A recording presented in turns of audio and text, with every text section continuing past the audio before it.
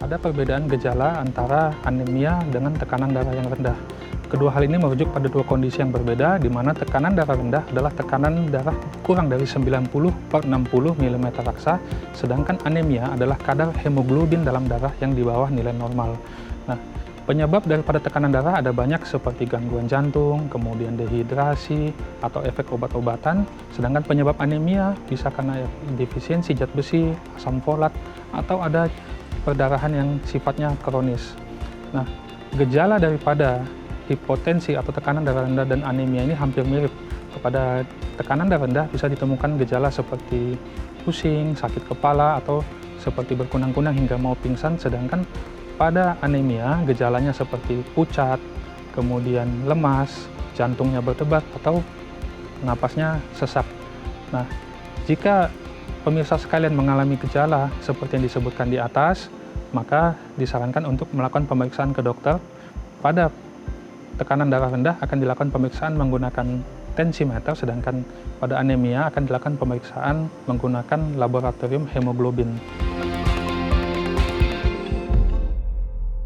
Pemirsa, Anda pasti tahu yang disebut dengan tekanan darah. Tapi yang paling populer, lebih populer, biasanya orang selalu menganggap ancaman ada tekanan darah tinggi gitu ya. Karena hubungannya sama ya penyakit-penyakit lah vaskular gitu ya. Tapi ada juga namanya tekanan darah rendah. Kok bisa gitu ya? Kenapa orang bisa mengalami tekanan darah rendah? Nah, ini yang akan jadi topik kita hari ini. Apa itu tekanan darah rendah gitu ya, apa penyebabnya, gejalanya seperti apa, dan penanganannya seperti apa. Kalau hipertensi adalah tekanan darah tinggi, kalau tekanan darah rendah adalah hipotensi. Jadi kebalikannya gitu ya. Nah, ini kondisi yang nggak berbahaya atau gimana nih, atau malah tambah berbahaya. Kalau ngomong hipertensi kan biasanya oh ini berbahaya nih, bisa penyakit ini dan lain sebagainya. Kalau hipotensi apakah sama-sama berbahaya atau seperti apa, nanti akan kita kupas tuntas ya. Tapi sebelum bahas itu, kita akan bahas terlebih dahulu beberapa mitos atau fakta seputar tekanan darah. Untuk bahasnya telah hadir bersama kami di studio Bincang Sehati ada Dr. Rodri Mikael L. Tobing SPPD, dokter spesialis penyakit dalam dari Rumah Sakit Murni Teguh Pejaten Jakarta. Selamat pagi Dr. Rodri, apa kabar dok? Sehat dok? Sehat ya dok ya. Oke dok, hari ini kita akan membahas seputar tekanan darah rendah gitu ya dok ya. Ini kan jadi satu kondisi yang mungkin agak berkebalikan sama orang-orang yang kenal selama ini. Bahwasanya wah tekanan darah tinggi itu berbahaya gitu ya. Karena bisa menyebabkan stroke lah, jantung dan lain sebagainya. Seperti itu kan. Ini kan biasanya temennya bestinya si diabetes gitu. Gitu dok. Ya. Jadi hubungannya sama metabolik, penyakit metabolik seperti itu. Nah tapi kalau tekanan darah rendah, ini kondisi yang nggak berbahaya atau sama berbahaya dengan hipertensi, nanti kita bahas lebih mendalam di poin-poin selanjutnya dok. Kita bahas mitos fakta dulu seputar tekanan darah. Yang pertama adalah tekanan darah rendah itu disebabkan oleh anemia. Jadi kalau orang berhubungan sama perdarah-darahan gitu lah ya, itu hubungannya dengan anemia. Betul nggak sih kalau anemia dan tekanan darah rendah itu ada hubungannya atau gimana? Ya, jadi tekanan darah rendah dengan anemia itu sebetulnya dua kondisi yang berbeda. Kalau tekanan darah rendah memang tensinya di bawah 90, sedangkan anemia itu kalau HB-nya yang rendah. Nah, bisa saja memang kedua-duanya terjadi bersamaan. Jadi misalnya pada orang yang mengalami perdarahan, ya baik tekanan darahnya dan juga HB-nya turun, jadi mengalami keadaan anemia dan tekanan darah rendah bersamaan. Tapi bisa juga orang mengalami anemia namun tekanan darahnya normal, mungkin karena sebab-sebab yang lain. Jadi bisa berhubungan tapi bisa juga sebenarnya tidak. Dua kondisi yang berbeda. Ya. Bisa berhubungan atau enggak, tapi potensi kalau semisal ada orang nih dok tekanan darah rendah gitu ya, atau dia dengan anemia dengan kondisi yang mungkin tidak terkontrol atau terawat atau terkendali, itu bisa dua-duanya malah muncul. Ya bisa saja, misalnya pada kondisi orang yang mengalami perdarahan, jadi kehilangan darah dan kehilangan volume cairan dalam tubuh, dua-duanya bisa timbul seperti itu. Itu kehilangan darahnya dalam artian mungkin ya, kan ada beberapa orang yang nggak tahu ya, karena masalah trauma kecelakaan semisal, atau untuk wanita yang memang siklus bulanannya gitu kan, ada menstruasi dan lain sebagainya. Itu juga kan orang juga kadang-kadang agak ambigu nih, kayak ini sebenarnya lemes pucetnya gara-gara anemia, kekurangan darah tadi, atau ya bisa jadi ini anemia dan berujung pada tekanan darah rendah. Itu juga bisa saling berhubungan nggak kayak gitu? Iya bisa. Namun kita kan perlu memeriksa kadar HB dan juga tekanan darahnya di pasiennya untuk melihat kondisinya, mana yang menyebabkan lemasnya sebenarnya terutama. Tapi karena mungkin banyak orang menganggap bahwa tekanan darah rendah ini dihubungkan dengan anemia, meskipun nggak semuanya gitu ya dok ya. Tapi bisa jadi, nah mungkin orang tuh berkacanya dari gejala atau simptomnya gitu dok. Iya. Simptom dari orang-orang anemia, ini orang-orang dengan tekanan darah. Mungkin orang lainnya kayak kayaknya gejalanya sama sehingga saling mengaitkan gitu dok. Iya. Tapi gejalanya memang mirip atau sama Iya. atau beda? Gejalanya memang mirip, lemas terutama, datang lemas, tapi kalau anemia biasanya datangnya pucat. Kalau tekanan darahnya rendah ya umumnya datang dia pusing, kemudian juga seperti mau pingsan, kadang pandangan gelap seperti itu. Oke. Jadi memang agak mirip-mirip gitu ya dok ya. Mirip. Oke dok, kita lanjut yang kedua ya dok ya. Hipertensi dapat sembuh total dengan obat. Nah ini kan banyak orang yang akhirnya menggantungkan hidupnya pada obat sehingga orang pikir ya udahlah hipertensi juga bisa sembuh total kok sama konsumsi obat, betul nggak sih dok? Ya, jadi hipertensi ini sebenarnya kita tidak mengenal istilah sembuh ya. Kita mengenal apakah dia terkendali atau terkontrol. Jadi obat itu sebenarnya salah satu cara untuk mengendalikan tekanan darah, di samping juga memperbaiki pola hidup, olahraga, dan menjaga berat badan. Jadi obat tidak menyembuhkan namun membantu dalam mengendalikan tekanan darah supaya dia kembali normal. Jadi kita tidak menggunakan istilah sembuh sebetulnya. Kita menggunakan istilah terkendali atau tidak tekanan darahnya. Dok, ini kan banyak orang berpikir kayak kenapa sih dok selalu dipakai istilah tidak sembuh? Emang maksudnya tidak akan, ibarat kata itu sesuatu hal itu irreversible dok, tidak bisa kembali seperti awal atau gimana sih kalau hipertensi itu? Ya, jadi hipertensi ini kita golongkan sebagai penyakit kronik. Penyakit kronik ini ya terjadi akibat dengan bertambahnya usia, kemudian juga berat badan dan lain sebagainya. Jadi kita menggunakan istilah terkendali atau tidak terkendali sebetulnya pada hipertensi ini. Memang sih ada beberapa subtipe hipertensi yang bisa sembuh, misalnya kalau pada kondisi kehamilan dan lain sebagainya, tapi itu bukan yang banyak ditemukan. Kita lebih utama menggunakan istilah terkontrol atau terkendali. Ya. Oke.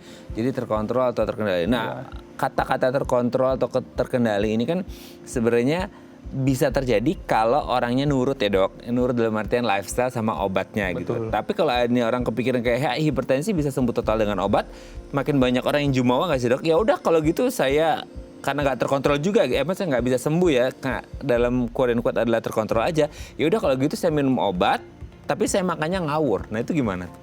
Ya, jadi tujuan kita mengobati hipertensi itu selain mengembalikan, menjaga tekanan darahnya normal, juga menjaga risiko supaya dia di masa yang akan datang tidak terjadi komplikasi sebetulnya, seperti stroke, serangan jantung, gagal ginjal. Jadi ya selain dengan obat, namun lifestyle juga sangat-sangat penting pada pengobatan pasien hipertensi, perbaikan gaya hidup. Jadi nggak boleh jumawa ya dok ya, dalam artian kayak udah minum obat terus makannya ngasal itu nggak boleh ya? Ya tetap harus mengendalikan pola makan. Iya ya, jadi mungkin banyak di lapangan ya dok ya yang kayak ya udahlah cheating dok sehari gitu ya, lama-lama jadi seminggu, lama-lama jadi sebulan, lama setiap hari gitu ya. Jangan ya kalau memang Anda sedang rutin mengonsumsi obat diabetes lagi, hipertensi atau tekanan darah tinggi, iya harus dijaga juga lifestyle-nya, makannya, olahraganya, dan lain sebagainya juga harus dijaga ya. Jadi jangan jumawa mentang-mentang sudah minum obat hipertensi. Oke, kita lanjut yang ketiga dok. Tekanan darah rendah butuh konsumsi garam lebih banyak. Nah ini kan kontradiktif sama yang namanya tekanan darah tinggi. Kalau tekanan darah tinggi harus batasi atau hindari garam. Nah kalau tekanan darah rendah, berarti kebalikannya, kekurangan garam. Jadi konsumsi garam banyak-banyak. Itu analoginya orang awam dok. Tahu ini benar atau enggak? Ya, jadi garam tuh memang secara teori memang bisa menaikkan tekanan darah. Namun pada kondisi orang tekanan darah rendah, biasanya kita lihat dulu penyebabnya apa. Apakah dia karena konsumsi obat yang dosisnya terlalu tinggi, atau dia kehilangan cairan dalam jumlah besar. Nah, tentu pada kondisi-kondisi seperti itu bukan mengkonsumsi garam untuk menangani tekanan darah rendahnya, tetapi dengan mengatasi penyebabnya. Secara umum sebetulnya kalau kita menemukan pasien yang tensinya rendah atau tekanan darahnya rendah, kita anjurkan cukup minum air putih dulu atau mengkonsumsi cairan untuk menaikkan jumlah volume cairan di dalam tubuhnya. Gitu. Jadi tidak selalu harus dengan konsumsi garam gitu. Tapi kalau orang sampai kepikiran kayak, kalau hipertensi kebanyakan garam, kalau hipotensi kekurangan garam, si simpel makan yang asin-asin itu bisa kayak ngasih efek nggak sih ke tubuh kita dok?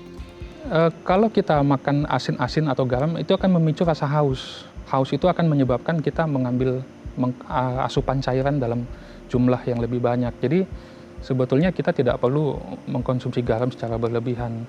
Kalau misalnya pasiennya tekanan darahnya rendah, karena dia konsumsi obat-obat hipertensi yang mungkin dosisnya terlalu tinggi, ya tentu kalau dia mengkonsumsi garam maka malah akan memperberat hipertensinya yang di awal tadi. Seperti itu.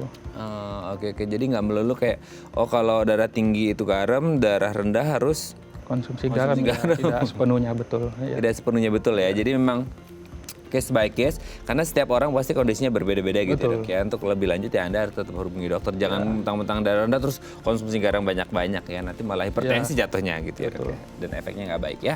Oke, kita lanjut yang keempat, Dok. Orang hipertensi pasti ngerasain sakit kepala. Nah ini tuh udah template banget di masyarakat kita. Ketika ada orang hipertensi, pasti gejalanya adalah sakit kepala. Nah, ada juga orang yang sering sakit kepala dikaitkan dengan, wah pasti tensinya tinggi nih, hipertensi. Nah, dua hal ini memang saling berkaitan atau gimana sih, Dok? Ya, jadi hipertensi ini disebut sebagai silent disease atau silent killer. Jadi ya tidak ada gejalanya. Jadi bisa saja di dalam kondisi klinik sehari-hari kita temukan orang tensi 180, 200, tapi tidak ada keluhan sama sekali. Gitu. Jadi sebetulnya tidak selalu gejala hipertensi itu adalah sakit kepala. Sebaliknya sakit kepala juga belum tentu karena hipertensi, mungkin bisa karena sebab-sebab yang lain. Seperti misalnya ya kadang sederhana kurang istirahat, kecapean itu juga bikin sakit kepala. Jadi banyak orang tuh tidak berobat secara rutin karena merasa tidak ada gejala. Padahal sebenarnya bukan seperti itu. Gitu. Tidak ada sakit kepala berarti tidak ada hipertensi, padahal belum tentu. Gitu. Oke. Dok, tapi misalnya gini, memang bagi sebagian orang entah 180 sampai 200 tidak ada gejala sama sekali gitu ya. Tapi ada nggak sih, Dok, orang yang mungkin di angka-angka itu gitu ya, tapi mereka bisa ngerasain gejala ya? Itu bisa jadi nggak? Bisa, kalau sudah angka di atas 180 dan ada keluhan seperti sakit kepala, ya kita mencurigai mungkin sudah terjadi sesuatu, apakah komplikasi, misalnya penyakit stroke, cerebrovaskular, atau yang lainnya. Jadi berarti kalau udah di angka tinggi gitu ya, 180 plus gitu, ketika terjadi gejala, berarti udah ada sesuatu nih gitu ya, yang jadi komplikasinya gitu ya? Betul. Jadi kalau sudah timbul gejala, maka kita sebagai dokter pasti sudah mulai aware, ini jangan-jangan ada sesuatu. Dengan tensi segitu dia mengeluh sakit kepala. Maka kita biasanya periksa lebih lanjut. Gitu. Tapi pasti gejala yang dirasakan ketika hipertensi 280 plus itu salah satunya atau yang paling banyak muncul adalah sakit kepala? Yang paling banyak muncul ya sakit kepala. Kadang-kadang kita juga bisa menemukan orang mengeluh sakit nyeri dada atau sesak napas kalau memang jantungnya sudah kurang bagus kondisi pompanya. Jadi bisa macam-macam gejala yang timbul pada kondisi tensi yang sangat tinggi. Oke. Jadi intinya adalah bisa jadi memang hipertensi menimbulkan gejala kalau udah angkanya tinggi ya, Dok ya, adalah sakit kepala. Tapi tidak selalu menimbulkan gejala sakit kepala pun begitu juga sebaliknya. Sakit kepala tidak selalu atau melulu tentang hipertensi. Mungkin ada kondisi-kondisi yang lain yang harus Anda periksakan gitu ya. Oke, Dok, kita lihat yang terakhir, Dok. Kopi baik untuk tekanan darah rendah. Nah, kopi kan pro dan kontra nih, banyak yang suka sama kopi karena kandungannya, karena ini dan itu, ada yang nggak bagus karena ini dan itu gitu. Nah kalau untuk tekanan darah rendah, kopi katanya bagus, Dok, atau gimana? Kopi ini mengandung kafein, jadi kafein ini memang punya efek menaikkan detak jantung dan juga secara tidak langsung menaikkan tekanan darah. Jadi boleh dikonsumsi kecuali memang ada kontraindikasi dari dokter, misalnya pada kondisi pasien yang punya gangguan irama jantung ya mungkin tidak bisa banyak-banyak minum kopinya. Seperti itu. Jadi dia punya efek menaikkan tekanan darah, tetapi pada pasien dengan penyakit jantung tertentu seperti aritmia, itu baiknya konsultasi dulu dengan dokter sebelum mengkonsumsi kopi.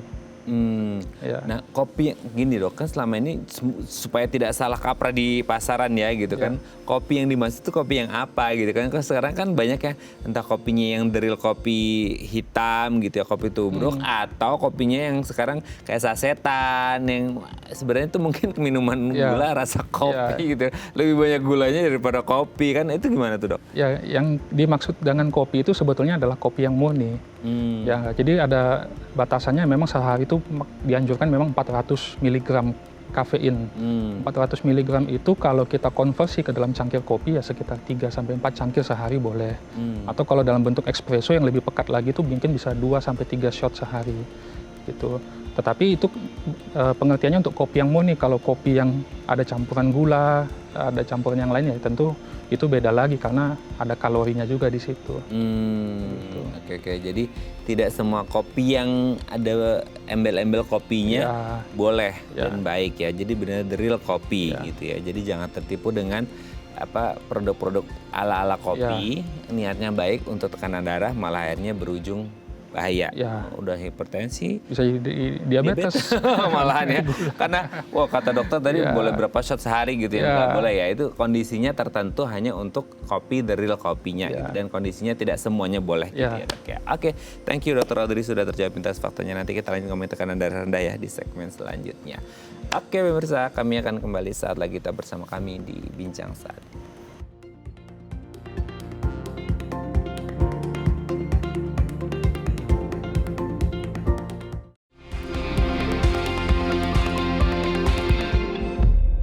Baik, Anda masih bersama kami di Bincang Saat dan kita masih membahas tema kita hari ini seputar tekanan darah rendah atau hipotensi.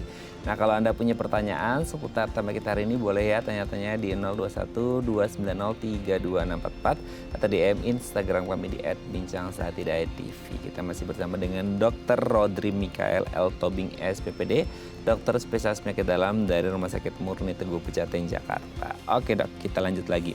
Dok, sebelum kita ngomongin tekanan darah rendah ya, ini boleh dijelasin nggak sih dok? Kan selama ini kita selalu mengenal kayak tekanan darah tinggi lah, tekanan darah rendah lah.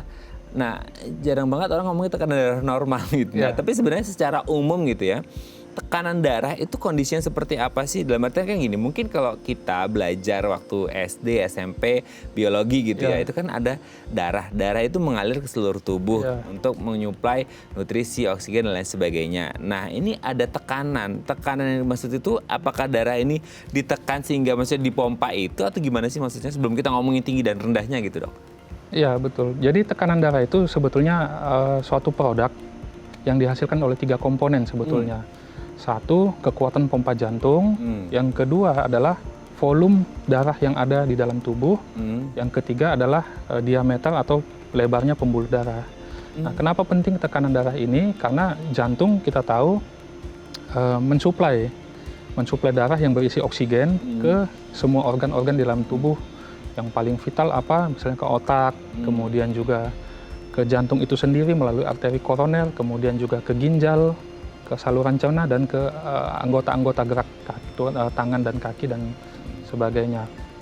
Nah, diperlukan tekanan darah yang cukup supaya semua aliran darah ini bisa sampai. Jadi oksigen tuh bisa mengalir masuk ke otak, bisa ke ginjal dan lain sebagainya. Nah, maka ada istilah berapa minimal tekanan darah yang dibutuhkan. Karena jika lebih rendah dari yang dibutuhkan tuh maka dipastikan aliran darah itu akan mengalami kekurangan ke organ-organ tadi. Kita sebut sebagai hipoperfusi. Gitu. Nah, makanya ada istilah tekanan darah yang normal, kemudian ada yang tekanan darah rendah, dan ada juga kondisi tekanan darah yang tinggi. Seperti itu. Berarti ada 3 ya dok ya, pompa jantung, betul, volume darah, dan diameter pembuluh darah. Diameter pembuluh darah. Oke, dok ini menarik. Nah, sebelum kita ngomongin 3 ini bisa jadi naik dan turun, kayak jantung, kondisi pompa jantung. Setiap orang kan pasti punya jantung. Dan masalahnya adalah ibarat kata kayak mesin pompa air di rumah kita, kan ada yang kualitasnya bagus, ada kualitasnya jelek, ataupun yang kualitasnya awalnya bagus, lama-lama karena dimakan waktu, dia jadi kurang performanya. Nah, itu pompa jantung juga berlaku sedemikian nggak di manusia? Iya, betul. Jadi pompa jantung ini memang ada fungsinya, berapa kekuatan pompanya, atau kita selalu bilang namanya kontraktilitas. Ada orang misalnya kontraktilitasnya baik pada orang yang atlet, yang olahraga atau orang sehat, tetapi juga bisa pada misalnya orang dengan yang sudah mengalami serangan jantung, atau dia mengalami tekanan darah tinggi yang lama sehingga jantungnya menebal, tapi namun ototnya tidak bagus kontraksinya. Nah, itu kekuatan pompanya menjadi tidak bagus, seperti itu. Nah, ada juga misalnya pada kondisi-kondisi misalnya genetik, jadi ada pembesaran jantung yang sifatnya genetik, jantungnya besar tetapi pompanya tidak maksimal. Nah, itu kondisi-kondisi seperti ini pasti hasil atau luaran output daripada jantung itu sendiri tidak bagus. Seperti itu. Oke, jadi kondisi pompa jantung itu Ya. bisa mengaruhi tekanan darah bisa naik, bisa tinggi atau rendah Ya, seperti atau juga bisa normal gitu ya. Ya. Oke, itu yang pertama pompa jantung. Yang kedua adalah volume darah. Ya. Nah, volume darah itu setiap orang pasti beda-beda nggak sih dok? Atau kayak standarnya itu kalau volume darah misal orang dewasa gitu ya antara 30-40 tahun biasanya volumenya berapa apa dok? cc atau Ya, mililiter? jadi atau gimana? kalau orang dewasa 70 kilo standar itu 5 liter darahnya 5 liter. Pada ibu hamil mungkin akan sedikit lebih banyak, mungkin nambah 1 liter. Nah, volume darah ini menentukan tekanan darah. Pada kondisi misalnya orang yang mengalami ya mungkin kecelakaan, kemudian dia kehilangan darah, tentu tekanan darahnya akan turun karena tidak ada yang mau dipompa atau yang dipompa sedikit. Atau misalnya pada orang yang mengalami ya muntah-muntah atau diare yang banyak sekali, maka cairan tubuh juga akan mengalami penurunan sehingga pasti akan mempengaruhi tekanan darahnya. Gitu. Jadi jumlah volume darah atau cairan dalam tubuh itu juga menentukan tekanan darah tadi. Itu. Selain itu satu lagi tadi saya sebutkan diameter pembuluh darah. Nah, itu dia. Jadi pembuluh darah kita ini sebetulnya bukan suatu selang yang kaku, dia elastis, bisa melebar dan bisa menyempit. Ya, ibarat kalau misalnya kalau tahu selang kebun, kalau dia punya diameter segini, lalu kita jepit ujungnya, yang terjadi dia semburannya akan lebih kencang. Iya, cerotnya makin kencang. Sedangkan kalau dia melebar, maka tekanannya akan lebih pelan. Jadi pembuluh darah juga seperti itu. Pada kondisi misalnya dia menyempit, misalnya pada kondisi suhu dingin, ya, dia tekanannya akan lebih tinggi. Tapi misalnya dia melebar, misalnya karena efek-efek obat, atau misalnya pada kondisi cuaca panas ekstrim, itu tekanan darahnya nanti bisa turun. Jadi makanya pada kondisi panas ekstrim kan kita sering ketemu orang kayak mau pingsan gitu. Ya karena pembuluh darahnya melebar sehingga tekanan darahnya jadi turun. Gitu. Oke. Dok, ngomongin kayak diameter pembuluh darah kan tadi dokter bilang fleksibel gitu ya. Fleksibel, tapi kan kalau nggak salah nih dok, seiring bertambahnya waktu proses degeneratif atau aging seseorang membuat pembuluh darah itu jadi kaku, betul nggak sih? Betul. Nah, itu pengaruh juga ke tekanan darah? Iya, pengaruh. Jadi ada istilahnya kita sebut sebagai arteriosklerosis. Jadi sklerotik itu artinya menjadi lebih kaku atau lebih keras. Misalnya pada orang usia lanjut atau dia ada hipertensi lama, diabetes. Jadi dia lebih kaku sehingga tidak bisa mengalami pelebaran atau yang elastis waktu muda. Jadi maka tekanan darahnya cenderung akan lebih tinggi dan lebih susah untuk turun gitu. Oke. Jadi memang ada beberapa faktor tadi ya, pompa jantung, volume darah, sama diameter pembuluh darah yang akhirnya menyebabkan kenapa tekanan darah seorang bisa tinggi atau bisa rendah. Nah, tadi sudah beberapa disebutkan tentang kenapa bisa rendah seperti itu. Nanti kita bahas lebih mendalam ya dok ya di segmen selanjutnya. Ya, oke pemirsa, kami akan kembali saat lagi, kita bersama kami di Bincang Saat Ini.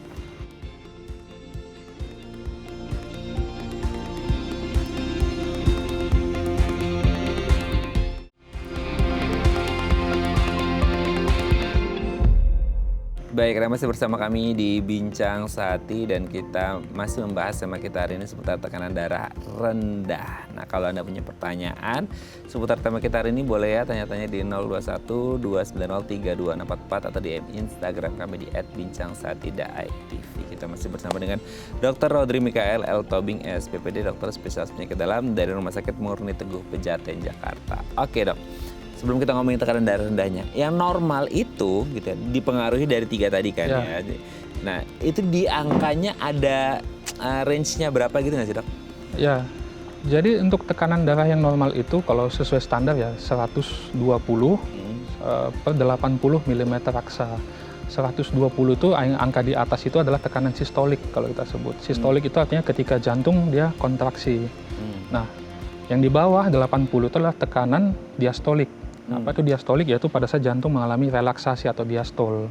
Nah, tetapi kita mengatakan rendah itu kalau dia tekanan darahnya di bawah 90 per 60.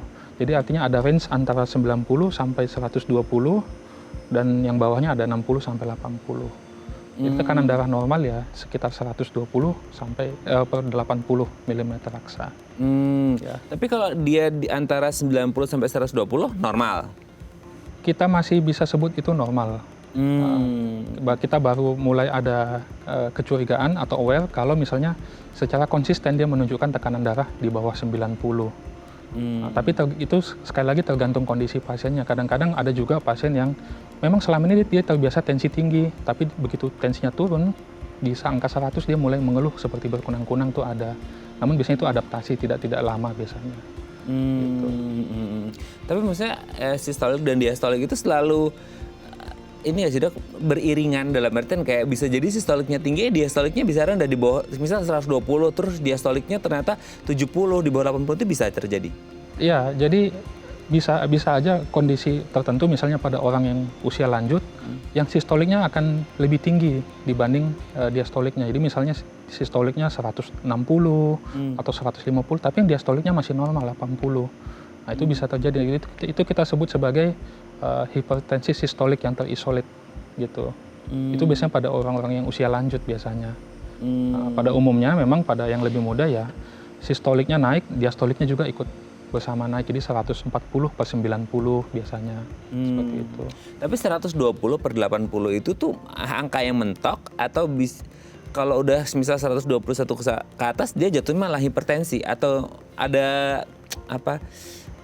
Ada rentang lagi, ada rentang lagi atau gimana? Ya, jadi itu bukan angka yang harus fix 120/80. Jadi antara 120 sampai 130, kalau dia masih rentang itu kita masih sebut dia prehipertensi. Artinya belum hipertensi tapi juga tidak normal. Artinya dia di rentang pre, yang mana kalau pre ini tidak dijaga ya tentu dia akan bisa naik ke rentang yang lebih tinggi lagi jadi hipertensi. Namun pada umumnya pengukuran tekanan darah itu kita tidak lakukan dalam sekali saja. Jadi kita ulang beberapa kali pada kondisi yang lagi tenang, artinya bukan lagi dalam kondisi yang habis olahraga atau terburu-buru supaya mendapatkan nilai yang lebih akurat. Nah itu dong masalahnya tuh kadang-kadang tuh tekanan darah seseorang itu kan by minute, by hours itu bisa jadi berbeda ya dok bisa ya? Berbeda. Entah karena abis ngapain gitu ya, atau bangun tidur, abis berolahraga, abis sepedaan, abis jalan, abis masak, abis nyuci, abis ngepel kan bisa beda-beda gitu. Nah itu yang jadi standar tuh yang gimana, maksudnya orang kan kayak, dok saya segini, kok ini beda lagi, ini sebenarnya saya hipertensi, hipotensi atau normal ya? Ini kadang-kadang orang, apalagi sekarang kan ada alat yang bisa beli di rumah sendiri tuh dok, ngukur orang jadi kayak bingung gitu, gimana dok? Ya, jadi ada standar dalam mengukur tekanan darah. Jadi ya, kita minta pasiennya untuk dalam kondisi tenang dulu 15 menit paling tidak ya. Jadi duduk, tidak boleh dalam keadaan tiduran. Kemudian dia tidak sedang habis makan atau sedang merokok atau sedang konsumsi stimulan seperti kopi, karena itu bisa mempengaruhi pembacaan tekanan darahnya. Jadi setelah dia tenang, duduk, kemudian kita lakukan pengukuran tekanan darah itu menggunakan manset yang dililit di lengan pasien, dan itu tidak boleh terlilit oleh lengan baju. Jadi seringkali kan selama ini mungkin di beberapa praktek mengukur tekanan darah tapi masih kelilit baju sehingga sepertinya tinggi padahal sebenarnya bukan. Jadi setelah kita tenang, kita ukur berapa angkanya itu kita baca, dan itu sebaiknya memang dilakukan 2 kali pengukuran paling tidak. Dengan rentang waktu misalnya 1 jam, 2 jam, apalagi kalau misalnya pada kondisi yang ekstrem tinggi. Misalnya dia 190 misalnya. Kadang-kadang kita ulang lagi 15 menit, 30 menit kemudian dia bisa turun sendiri. Ya itu. Ya, mungkin dia baru habis datang, baru habis jalan, naik tangga, tinggi gitu. Tapi setelah diulang dia agak tenang sedikit, ternyata bisa turun seperti itu. Sama ini dok, kalau semisal nih orang mau ngukur ke rumah sakit gitu kan, biasanya ada yang white coat hypertension Iya, gitu ya. Betul. Atau bisa jadi nggak ngerti sih, ada nggak istilah white coat hypotension, nggak ngerti. Pokoknya intinya mereka itu takut gitu ya. Nah itu rasa nggak harus ke rumah sakit atau ketemu dokter sih. Maksudnya ketika mereka pikirannya masih gitu ya, ngeblank atau lagi stressful, itu juga pengaruh nggak? Ya, white coat hypertension itu dia sebetulnya tensinya mungkin terkendali di rumah, tapi begitu dia ke rumah sakit, lihat dokter, lihat tenaga medis, ya dia cemas, stres, ya tensinya jadi naik. Tapi sebetulnya itu bukan hipertensi yang seperti selama ini gitu. Padahal kalau diukur di dalam keadaan tenang di rumah dia normal. Kalau hipotensi atau tekanan darah rendah kita tidak ada istilah white coat sebenarnya. Yang ada itu untuk yang hipertensi. Hipertensi. Ya. Nah kalau kondisinya gini dok, ini tanya aja ya dok ya. Dia itu hipotensi sebenarnya, tapi dia harus ke rumah sakit ketemu dokter untuk diukur. Stres lah dia. Pas misal katakanlah dia di angka 90 gitu ya, atau di bawah 90, terus kemudian ketika ke rumah sakit diukur karena dia stres naik jadi 100, dipikirnya wah ini normal. Bisa jadi seperti itu nggak? Ya itu bisa saja terjadi ya. Makanya untuk pasien-pasien, terutama mungkin pasien hipertensi yang menjalani pengobatan, kita memang anjurkan supaya mereka juga memiliki alat untuk pemantauan di rumah. Jadi pada saat di rumah, mereka ukur misalnya pada saat bangun tidur, sore hari, kemudian dicatat. Kemudian pada saat ketemu dokter, nanti catatannya kita lihat. Kalau misalnya ada perbedaan antara tekanan darah yang di rumah dengan di klinik, kita pasti bisa bandingkan mana yang lebih akurat. Jadi itu bisa salah satu cara untuk melihat berapa sebetulnya tekanan darah pada pasien ini dalam kondisi sehari-hari gitu. Oh, karena yang lebih valid itu kalau dalam kondisi tenang gitu ya, Dok ya. Ya. Jadi bisa valid, nggak setelah lagi stres abis mau ke rumah sakit, mau ditensi, ternyata naik sepeda dulu dari rumah ke rumah sakit, capek kan, gitu ya. Jadi tidak boleh ya. Oke, Dok. Tapi sebenarnya kalau kita berbicara kayak hipotensi itu sendiri terjadi kalau hipertensi adalah kronik, hipotensi apakah kronik juga atau seperti apa? Ya, kalau hipotensi ini bisa kronik, bisa juga akut. Jadi banyak penyebabnya. Misalnya kita ambil contoh yang paling sering misalnya karena ya mungkin efek obat ya. Jadi pasien obat hipertensi dia mungkin mengkonsumsi 2 atau 3 macam pil sehari. Mungkin ada yang terlalu dekat jarak minumnya sehingga pada saat di klinik tensinya ternyata 80, 70. Namun setelah kita kurangi dosisnya, kita atur lagi cara minumnya, ya mungkin tensinya tidak serendah itu. Jadi kebanyakan dia reversible, artinya tidak selalu rendah tensinya. Setelah penyebab-penyebab tadi bisa diatasi.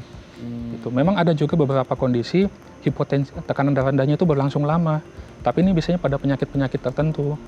Misalnya pada kondisi gagal jantung yang pompanya sudah sangat rendah ya.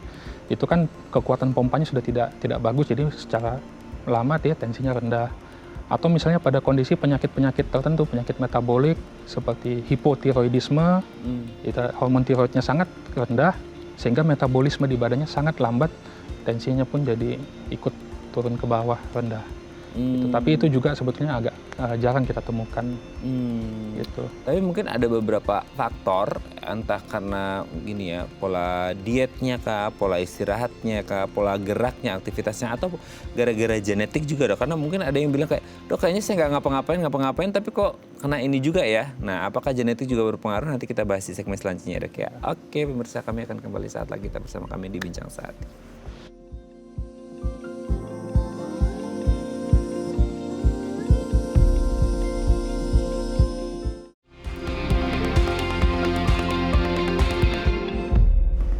Baik, Anda masih bersama kami di Bincang Sati dan kita masih membahas tema kita hari ini seputar tekanan darah rendah. Kalau Anda punya pertanyaan seputar tema kita hari ini, boleh ya tanya-tanya di 0212903244 atau di Instagram kami di @bincangSati.tv. Kita masih bersama dengan Dr. Rodri Mikael L. Tobing, SPPD, dokter spesialis penyakit dalam dari Rumah Sakit Murni Teguh, Pejaten, Jakarta. Oke, Dok.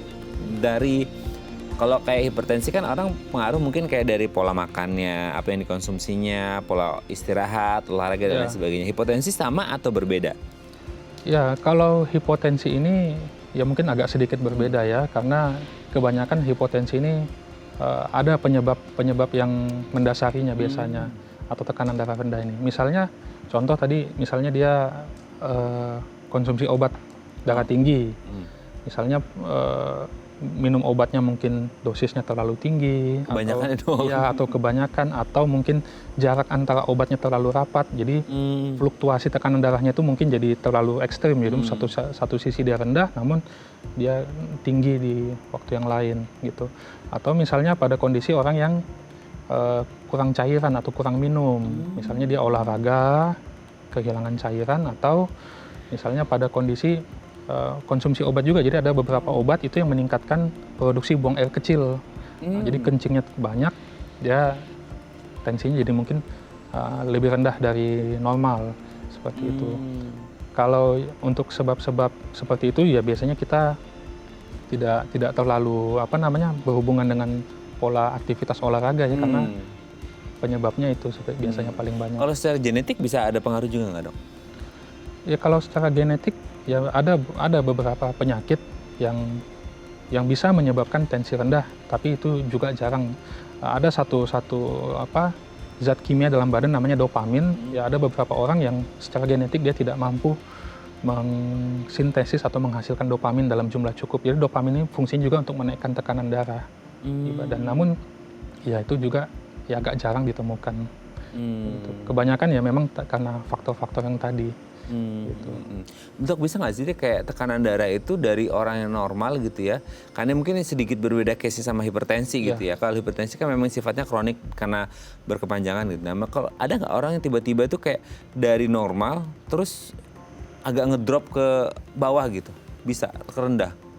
Ya kalau misalnya dalam keadaan normal dia sehat tidak ada penyakit, saya rasa belum pernah ada kejadiannya. Kecuali misalnya dia kondisi normal, tiba-tiba dia kena serangan jantung misalnya akut sehingga pompa jantungnya tiba-tiba shutdown, ya tensinya bisa anjlok. Tapi itu pasti dia sudah ada gejala sebelumnya. Namun dalam kondisi normal seperti kita, kalau misalnya sehat-sehat saja ya, kecil lah kemungkinannya. Bisa kemungkinan. Oke dok, sebelum kita lanjut, ini ada yang DM di Instagram kita, saya bacakan ya dok ya. Ini dari Ibu Alina. Dok, saya usia 32, oh mbak lah ya, masih muda ya.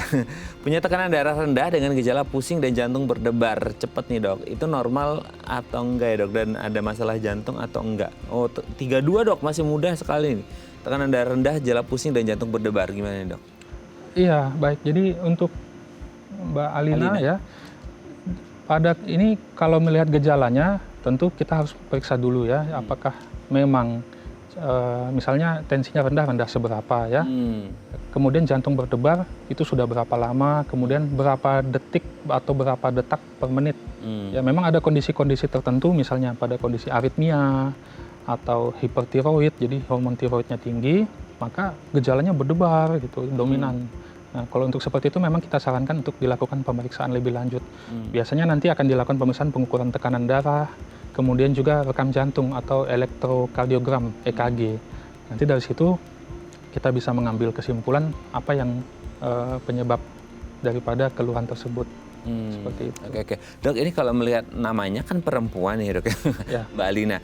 Mungkin nggak sih ada hubungan dengan siklus bulanan? Kan 32 masih produktif nih, maksudnya masih normalnya adalah masih menstruasi ya, atau datang bulan seperti itu. Itu yang pertama. Dari situ juga bisa pengaruh atau nggak sih? Karena kan beliau bilangnya rutin ya gitu. Apakah gara-gara menstruasi juga bisa pengaruh? Atau nggak ngerti nih punya riwayat anemia itu juga atau nggak, ngerti ada hubungannya atau nggak? Sama yang kedua, mungkin nggak meskipun di usia dewasa produktif juga mungkin ada beberapa penyakit komorbid yang lain yang kita nggak tahu, itu juga pengaruh atau nggak dok dari beberapa hal tadi itu? Iya. Kalau pada perempuan memang pada usia produktif siklus menstruasi itu minimal sebulan sekali. Ya memang pada kondisi mendekati menstruasi memang bisa ditemukan gejala-gejala seperti detak jantung mungkin agak lebih meningkat, kemudian juga mungkin ada seperti rasa hot flush, jadi seperti kemerahan di wajah dan sebagainya ya. Tapi kalau misalnya gejala yang dikeluhkan tadi itu juga timbul di luar hari menstruasi, jadi sedang tidak mens pun timbul gejala seperti berdebar-berdebar ya, mungkin kita pikirkan bukan dari situ penyebabnya, mungkin ada penyebab lain yang perlu dicari. Berapa nilai HB pada pasien ini, kemudian berapa gimana hasil rekam jantungnya, nanti dari situ kita baru bisa menyimpulkan apa yang terjadi pada ibu ini, seperti itu kurang lebih. Oke ya, semoga dia bisa menjawab pertanyaan Mbak Alina dan semoga segera diperiksakan gitu ya. Sarannya diperiksakan lebih lanjut. Karena pasti nggak nyaman ya, sering berdebat terus pusing gitu-gitu segala macam. Apalagi kalau itu sifatnya rutin atau sering terjadi gitu ya. Semoga bisa menjawab Mbak Alina ya dan semoga sehat selalu. Oke dok, kalau kita ngomongin kayak tekanan darah tinggi itu kan berisiko ya dok ya. Katakanlah seperti kayak tadi dokter Rodi juga sempat mention kayak stroke, serangan jantung dan lain sebagainya. Nah kalau hipotensi semakin dia turun itu risiko apa yang mungkin bisa mengintai gitu? Ya baik. Jadi kalau hipotensi ini atau tekanan darah rendah ini tadi kita sudah jelaskan bahwa dia dibutuhkan tekanan darah yang optimal, yang normal supaya mensuplai organ-organ yang vital seperti otak, kemudian jantung dan ginjal ya. Nah, pada kondisi tekanan darah yang rendah, tentu suplai ke organ ini mengalami berkurang ya. Seperti misalnya kalau kita punya pompa air, terus ada rumah 3 lantai, kalau pompanya misalnya maksimal tentu yang kehabisan air duluan yang paling atas. Betul. Jadi seperti itu juga kalau tekanan darah rendah. Jadi organ yang paling atas apa? Itu otak. Jadi keluhannya apa? Seperti rasa mau pingsan, kemudian juga seperti berkunang-kunang, mungkin sakit kepala, dan seterusnya. Apakah ini berbahaya? Ya, berbahaya kalau misalnya pasien kita ini ternyata seorang lansia misalnya, umur 60 tahun, mungkin dia kakinya sudah tidak kuat, tidak seimbang, karena efek obat dia mengalami tekanan darah rendah, ya risiko dia mungkin bisa jatuh, mungkin nanti dia bisa terpleset dan lain sebagainya. Atau misalnya jika pasien kita misalnya seorang usia produktif namun dia membawa kendaraan misalnya, atau misalnya dia mengoperasikan alat-alat berat seperti itu. Betul. Itu kan kalau dia pusing, berkunang-kunang, seperti mau jatuh, ya risikonya tentu membahayakan bagi diri dia. Seperti itu. Nah, kalau misalnya tekanan darahnya terus turun lagi, ya maka organ-organ lain yang seperti anggota gerak itu juga mengalami kekurangan suplai darah, jadi bisa mengeluh seperti lemas, kemudian lemah, tidak bertenaga pada umumnya. Namun yang kita takutkan tadi yang pertama, kalau misalnya pasiennya mengeluh seperti pusing, berkunang-kunang, kemudian seperti mau pingsan, itu resiko dia bisa jatuh, bisa drop. Selain jatuh karena kekurangan pasokan gitu dok ya, yang paling buruknya bisa nggak sih akhirnya mengganggu fungsi atau akhirnya merusak si organ itu? Kayak otak kan perlu dikonsumsi, perlu disuplai terus gitu ya, terus atau organ-organ yang lain tuh akhirnya merusak organ itu? Ya, kalau untuk merusak, ya kalau dibiarkan lama, artinya tidak ditangani, ya tentu bisa berisiko. Seperti otak ini kan kita ada jeda sekitar 6 jam dia kalau dia tidak mendapat suplai yang maksimal, yang optimal, tentu fungsinya akan semakin menurun. Ya, itu bisa nanti pasiennya tiba-tiba nggak sadar dibawa ke rumah sakit atau ke UGD. Jadi harus segera ditangani ya. Oke, nanti kita lanjut lagi ya di segmen selanjutnya. Oke, pemirsa, kami akan kembali saat lagi, kita bersama kami di Bincang Saat.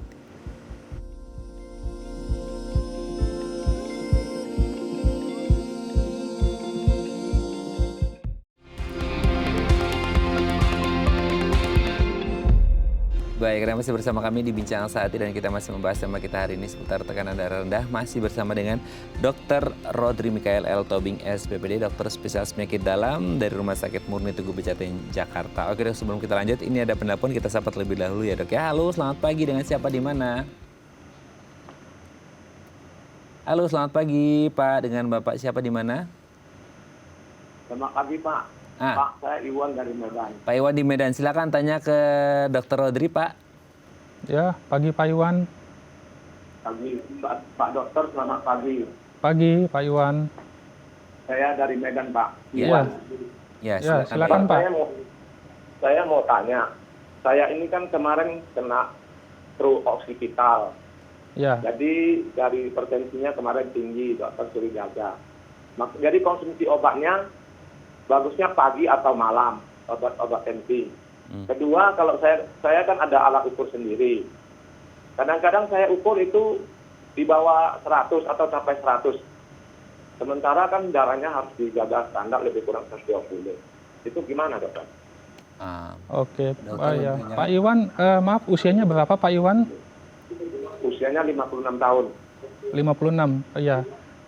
Untuk obat-obatnya ada obat darah tinggi ya Pak ya? Ya, amlodipin. Amlodipin, selain amlodipin ada obat apa lagi? 10 mili. Saya ada pengencer darah, Lipitor, obat kolesterol. Oh ya, ya. Baik Pak Iwan. Oke, sudah jelas dok. Ada tanya yang lagi? Ya. Terus sudah belakangan jelas. ini saya akan ada konsumsi untuk supaya saya lebih santai dulu sama moga. Apa? Ya, konsumsi apa Pak Iwan? Supaya saya lebih santai, kemarin kan agak stres. Jadi saya ke psikiater, ada konsumsi obat Nuder sama Mozart. Oh ya, oke, baik. Ya. Ya. Oke, sudah jelas dok? Baik, ya. Oke, baik. Terima kasih Pak Iwan di Medan. Kita akan coba jawab ya Pak ya. Sorry nih, cepat-cepat karena segmen terakhir mepet sekali waktunya. Silakan dok. Baik. Ini pertanyaan yang bagus sekali Pak Iwan. Jadi beliau ini ada hipertensi dan juga habis mengalami serangan stroke dan juga ada konsumsi obat psikiater ya. Nah, mungkin untuk pertanyaan pertama, apakah kapan sebaiknya diminum pagi obat-obatnya. atau malam gitu ya. Nah, kalau untuk obat hipertensi, amlodipin itu sebetulnya tidak masalah mau diminum pagi atau sore atau malam ya. Namun dianjurkan memang diminum di waktu yang sama di setiap hari. Jadi supaya apa? Karena obat ini memiliki durasi kerja 24 jam. Jadi saya lebih sering menganjurkan lebih baik diminum pagi saja. Untuk obat yang lain seperti obat kolesterol itu memang lebih dianjurkan diminumnya malam sebelum tidur. Karena pada saat tidur itu terjadi pembentukan kolesterol di dalam tubuh kita, sintesis. Jadi lebih efektif diminum malam.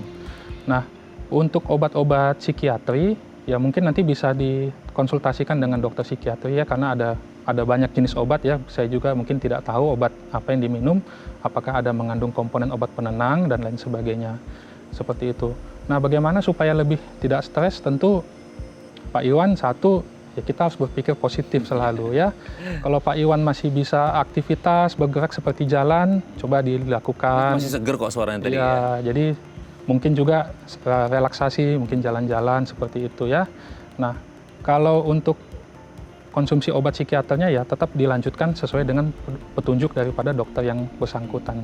Oke. Mungkin mudah-mudahan bisa menjawab Ya. Pak Iwan ya. Oke, siap. Kalau untuk yang kayak tadi sering ngukur di angka 100 tuh aman nggak? Karena standarnya Pak Iwan katanya tingginya stabil di sekitar 120 katanya, Dok. Ya, baik. Jadi kalau angka 100, tekanan sistolik 100 itu sebetulnya sudah cukup optimal ya. Karena tadi kita membahas bahwa tekanan darah yang rendah itu jika dia turun di bawah 90. Jadi 100 itu masih optimal.